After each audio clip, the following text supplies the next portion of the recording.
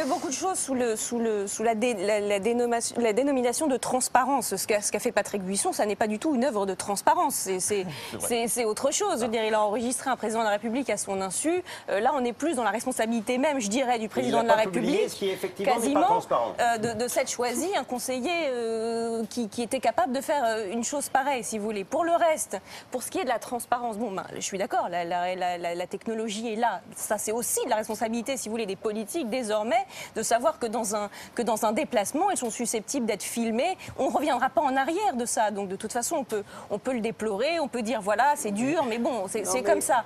En revanche, et là où je ne suis pas d'accord avec Roger Paul-Droit, c'est que je pense qu'en France, on a quand même du chemin à faire sur la transparence. Justement parce que jusqu'à maintenant, on était très attention, la vie privée, les États-Unis, ils vont beaucoup trop loin. Alors on s'enorgueillissait de ne pas avoir fait le Monica Lewinsky, etc. Sûrement à raison. Parce que le Monica Lewinsky, ben, après tout, nous, dans nos traditions à nous, c'est pas une raison pour essayer de faire un impeachment d'un président.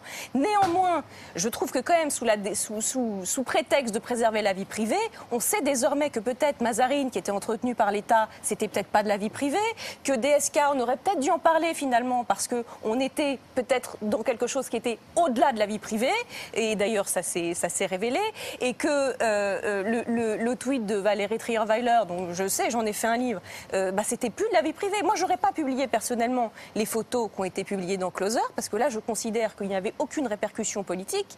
Mais en revanche, ce qui s'était passé comme situation entre Valérie Trierweiler, Ségolène Royal et François Hollande, d'ores et déjà pendant la campagne, et dont personne n'avait parlé, parce qu'on se disait justement, attention, la vie privée, arrêtons avec la transgression sarkozyste, d'ouvrir la porte de la chambre à coucher, etc. Donc on avait quand même globalement fermé les yeux, tradition très française, dont on pouvait s'enorgueillir, excusez-moi, mais qui nous a peut-être conduit un peu trop de cécité. Et je pense que maintenant, il faudrait réussir à juger en notre âme et conscience et de pas de brandir des vieilles lunes, attention, vie privée, à chaque fois qu'il s'agit de parler un tout petit peu de quelque chose qui ne serait pas tout de suite dans le domaine public. Et je pense que c'est sain qu'on ait ces discussions-là. Sur la vie privée, justement, et William Goldnadel. Oui, en deux mots, moi je suis absolument pas d'accord.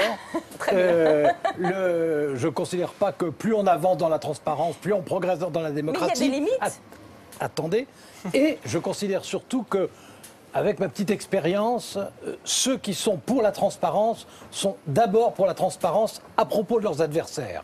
Et que ceux qui sont pour la transparence en général sont beaucoup moins nombreux. Mais pour eux, il ne s'agit pas, excusez-moi, je peux juste répondre à ça, il ne s'agit pas d'être pour ou contre la transparence. Oui. Moi, je pense qu'il ne faut être ni tout à fait pour, ni tout à fait contre. Je pense juste que le curseur, c'est à chacun dans sa vie professionnelle de le fixer, mais que parfois, nous avons peut-être pas, nous ne pouvons pas donner des leçons au monde entier pour peut-être nous améliorer. Non, mais je veux dire, on a souvent regardé les Américains avec un peu d'arrogance là-dessus.